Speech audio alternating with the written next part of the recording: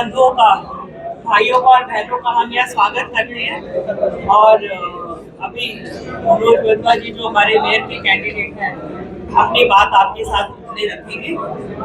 आज हमारा यहाँ कार्यकर्ताओं की मीटिंग थी, सबकी ड्यूटीज लगाई है और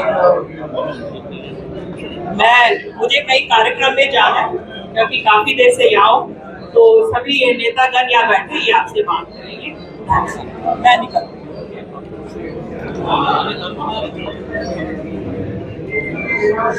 सबसे पहले तो मैं हमारे सभी पत्रकार भाइयों का कहूँगा, मैं बहुत बहुत आभार व्यक्त करता हूँ। कल जिस प्रकार की गुंडागर्दी पंचायत भवन के अंदर हुई, सारी मीडिया ने उस गुंडागर्दी को कवरेज किया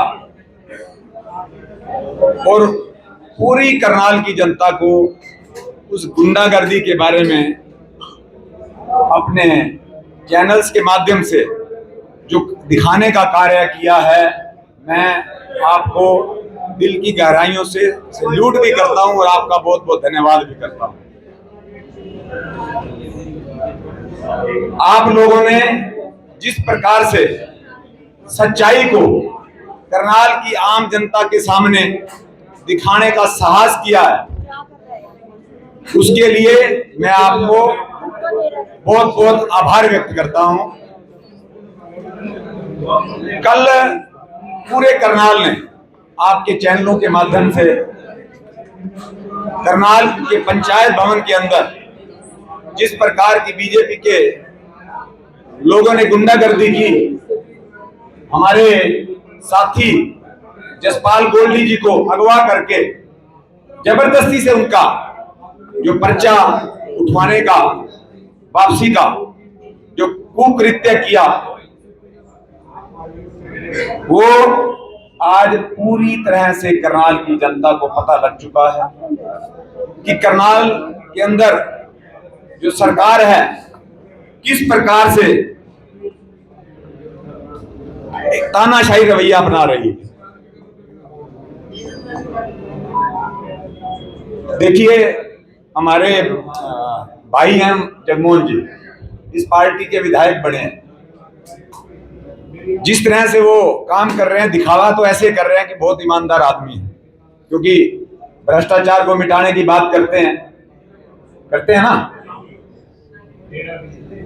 मैं तो आपके माध्यम से उनको भी आगाह कर देना चाहता हूं, उनको भी प्रार्थना करता हूं, ये जो भ्रष्टाचारी लोग हैं, जिस तरह से मेयर पति ने भ्रष्टाचार किया है, भाई इसकी लूट के जो इसने लूट की है ना शहर करनाल के अंदर, इसका जिम्मेवारी अपने सर पे ना लें, क्योंकि मुख्य हमारे जो विधायक है ना, वो कहते हैं कि मैं भ्रष्टाचार पे चोट करने का काम करूंगा, और वो एक ऐसी महिला का साथ दे रहे हैं जिन्होंने करनाल को दोनों हाथों से लूटा है। मैं तो आपके माध्यम से सार्वजनिक मंच पर उनको ये चैलेंज करता हूं कि अगर जगमोहन जी को ये लगता है कि वो एक ईमानदार लेडी है, उनके पति ईमानदार हैं, उन्होंने करनाल में भ्रष्टाचार नहीं किया है, तो गीता पे हाथ रख के सौगंध खा दें। मैं ये गारंटी से कहता हूं कि वो सौगंध नहीं खा पाएंगे।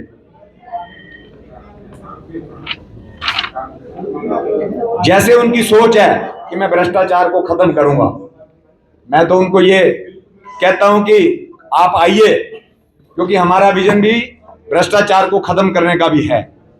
1 और 1 11 होकर हम इसके ऊपर, भ्रष्टाचार के ऊपर चोट करके भ्रष्टाचार को खत्म करेंगे। आप उसके लिए वोट ना मांगे फिर, क्योंकि ये चुनाव जो अब बन चुका है, ये चुनाव बन चुका है भ्रष्टाचार वर्सेस ईमानदारी। ये चुनाव बन चुका है धनबल वर्सेस जनबल।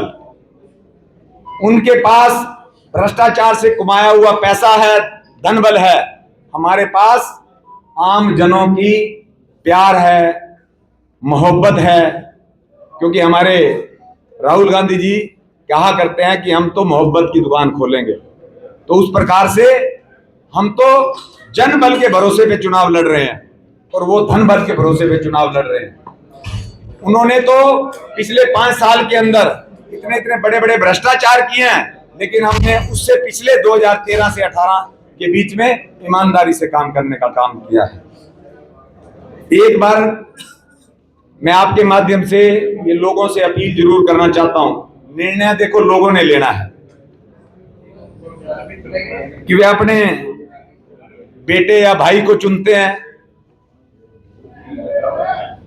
जिन्होंने पूरी ईमानदारी से 5 साल काम किया, या ऐसी लोगों को चुनते हैं जिन्होंने पूरे 5 साल के अंदर भ्रष्टाचार का जो करनाल के अंदर नंगा नाच हुआ उसको चुनते हैं। ये अब मेरी करनाल की देवतुल्य पे डिपेंड करता है, देवतुल्य जनता पे डिपेंड करता है। अब मेरा चुनाव तो देखिए जनता के हवाले है, मैंने अपने आप को उनके हवाले कर दिया है। जैसे वो आगे अच्छा सोचेंगे मेरे बारे में, मुझे अगर मेयर पद पे चुनते हैं तो जिस प्रकार से पहले सेवा किया उससे डबल जज्बे से मैं उनकी सेवा करने का काम करूंगा। धन्यवाद। तो जी भ्रष्टाचार के आरोप लगा रहे हो, भ्रष्टाचार का विधान तो करो, कौन से भ्रष्टाचार हुए ये तो बताओ। भ्रष्टाचार आप शहर के अंदर चले जाओ, स्मार्ट सिटी के नाम पे 1000 करोड़ आए, नगर निगम के ग्रांट के रूप में 500-600 करोड़ रुपए आया। आप ये बता दो सुखीजा जी कि पूरे करनाल के अंदर क्या आपको लगता है कि इतने पैसे लगे हैं? आपको मैं सिंपल उदाहरण दे दूं, इन्होंने कुत्तों की नसबंदी करवाई, उसमें भी कमीशन ले ली उन्होंने। तो फिर वो कमीशन भी तो चल रही है ना। इन्होंने बंदर उठवाए, उसमें कमीशन ली। इवन की जो एक सड़क पे ईंट लगती है ना टाइल, उसके अंदर भी इनका 20% कमीशन है।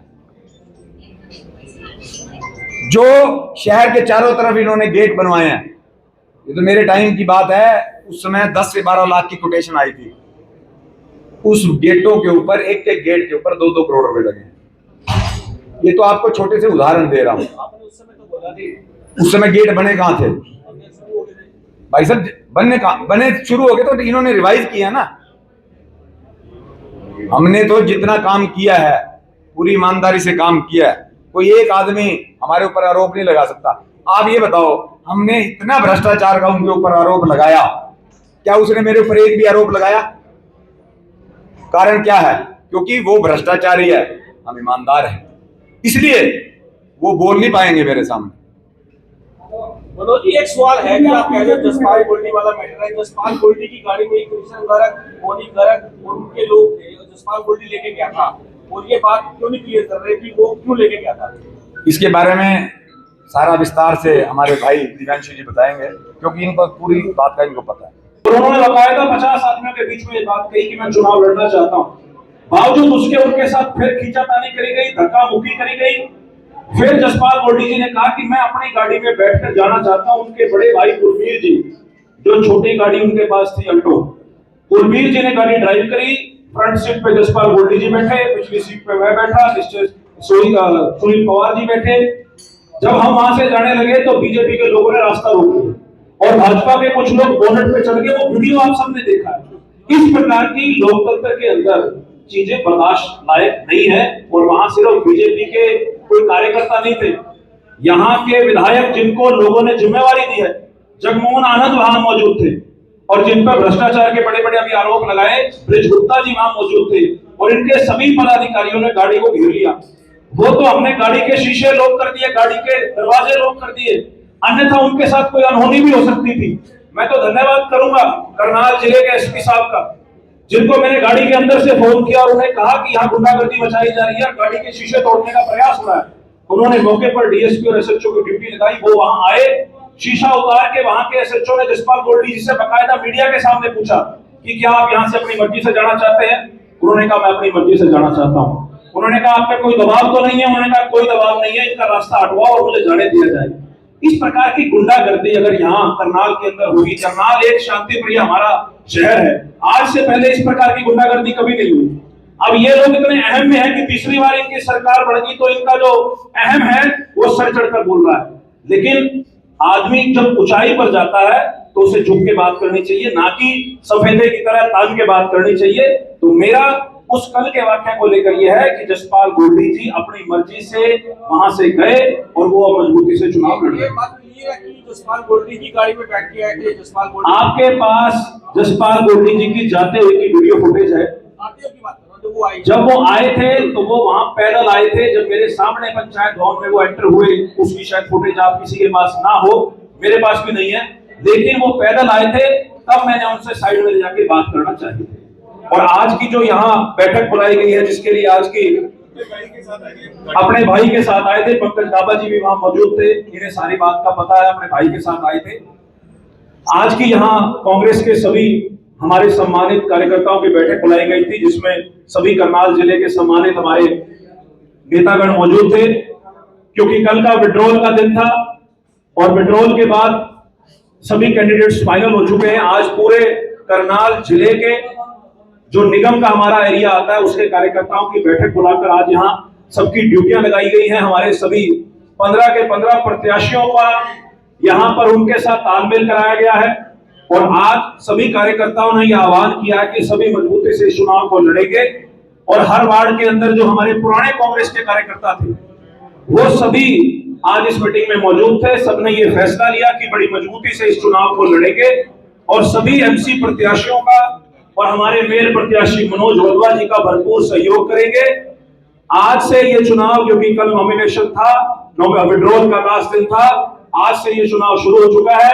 तो मैं आपके माध्यम से करनाल की जनता से भी अपील करता हूं कि इस प्रकार के जो गुंडागर्दी वाले यहाँ पर लोग मचाना चाहते हैं, आप उनसे सावधान रहे। हमें पता है आप भी घर बैठकर आपकी मनी इच्छा है कि मनोज वधवा जी यहाँ से मेयर बने, आपके ऊपर भी दबाव होगा, क्योंकि जिस प्रकार से एमसी प्रत्याशियों पर दबाव है, शहर के लोगों पर भी इस बात का दबाव है। आप अपना आशीर्वाद वोटों के रूप में ईवीएम मशीन में दें और हम आपको विश्वास दिलाते हैं कि आपकी इच्छा अनुसार और शहर की भलाई अनुसार मनोज वधवा जी निगम के अंदर काम करेंगे और हमारे सभी एमसी प्रत्याशी जीतकर इस निगम को सुधारने का और भ्रष्टाचार मुक्त करने का काम करेंगे। जिनका हमने फॉर्म भरवाया था, जिनको टिकट दिया था, एक प्रत्याशी का हमने खुद से नामांकन वापस कराया 18 नंबर वार्ड से सुनहरा जी का, वो अभी मीटिंग में मौजूद थे। उनकी जगह हमने वहां पर बिट्टू जो निर्दलीय प्रत्याशी, उनको हमने समर्थन कराया है। बाकी के बाकी सभी प्रत्याशी एज इट इज मैदान में है और सारों के सारों की आज यहाँ मीटिंग हुई है। जो लोग भाजपा में गए हैं, त्रिलोचन सिंह खुराना, अदर्स और लोग गए हैं, उनसे क्या कांग्रेस को क्या फर्क पड़ा है? कोई फर्क नहीं पड़ा। उनके जाने से कांग्रेस में कोई फर्क नहीं पड़ा, उल्टा कांग्रेस के अंदर एक नई ऊर्जा आई है। लोगों ने ये बात कही है, कांग्रेस के कार्यकर्ताओं ने ये बात कही है कि अच्छा हुआ जो दीमक की तरह पार्टी को खाने का काम कर रहे थे वो छोड़ के चले गए। जिनके अंदर अणख है, जिनके अंदर रीढ़ की हड्डी है, वो पार्टी के साथ खड़े हैं। जो बिकाऊ माल है वो चला गया, जो टिकाऊ माल है वो पार्टी के साथ टिकाऊ है। ऐसा है, मैंने चुनाव मनोहर लाल खट्टर जी के सामने भी लड़ा और अब भी मनोज वधवा जी के चुनाव में अपनी पूरी सक्रियता से भागीदारी निभा रहे हैं। जगमोहन आनंद जी जिस बात का जिक्र करके ये स्टेटमेंट दे रहे हैं, ये बात आपके चैनल के ऊपर वीडियो चलती में कमेंट्स में आप चेक कीजिए, लोगों के क्या कमेंट्स आ रहे हैं। हमारा प्रत्याशी, कांग्रेस का प्रत्याशी हमसे बात करके वहां से जाना चाह रहा है और भाजपा के लोग हमारी गाड़ी के बोनट पे चढ़ के गाड़ी का रास्ता रोक रहे हैं, तो फैसला तो करनाल की जनता करेगी कि माहौल कौन खराब कर रहा है। और वहां जगमोहन आनंद जी आए और वहां पर गाड़ी को भिड़वा दिया, ब्रिज गुप्ता जी आए, तो करनाल की जनता या आपके व्यूअर्स मूर्ख नहीं है कि माहौल कौन खराब करना चाह रहा है। एक बात इनको समझा दे, अगर धक्काशाही ये करेंगे तो रिटेलिएट हम भी करेंगे। हम लोग अमन चैन भाईचारे से चुनाव लड़ना चाहते हैं, लेकिन धक्काशाही कांग्रेस का कार्यकर्ता बर्दाश्त नहीं करेगा। झूठ बोलने में तो ये इतने माहिर हैं, इनको मैंने कहा एक प्रतियोगिता हो ना झूठ बोलने की, उसमें भाजपा वाले 1 नंबर पे आएंगे। अशोक खुराना ने इस बात की खुद पुष्टि करी कि वहां कोई मारपीट नहीं हुई, और अगर वहां पे उनके पास कोई वीडियो हो और किसी के ऊपर उंगली भी लगी हो तो उस वीडियो का प्रूफ लेके आए। वो गलत उन्होंने कंप्लेंट दी है, लेकिन हमने कंप्लेंट दी है कल माननीय एसपी साहब को कि जिस प्रकार के धक्काशाही हमारे प्रत्याशी के साथ हुई उसके खिलाफ उचित कार्रवाई भी हो। और कहीं ना कहीं जब इतना दबाव बनाया जा रहा है तो हमने मांग करी है कि हमारे जसपाल गोल्डी जी को इस चुनाव के अंदर सुरक्षा मुहैया करवाई जाए। कर दी, मैं उनकी बात पर कमेंट करना ठीक नहीं समझता। जसपाल गोल्डी जी ने कल मीडिया के सामने ये बात कह दी थी कि वो अपनी मर्जी से जाना चाहते थे और वो चुनाव लड़ना चाहते थे। तस्वीर होने के कनाल की दिखाई जहाँ पर एक प्रेस वार्ता आयोजित की गई थी, जिसमें कल के प्रकरण को लेकर जो तमाम बातें हैं वो मीडिया के सामने शहर की जनता तक पहुंचाने का प्रयास तमाम जो कांग्रेस के नेता थे वो करते हुए नजर आए। तमाम खबरें हरियाणा के कनाल सबको दिखाते रहेंगे। खबरों को बिना शेयर जरूर कीजिएगा और आप कल के प्रकरण को लेकर और आज की प्रेस वार्ता को लेकर क्या कहना चाहेंगे कमेंट बॉक्स में अपने विचार साझा जरूर कीजिएगा। धन्यवाद।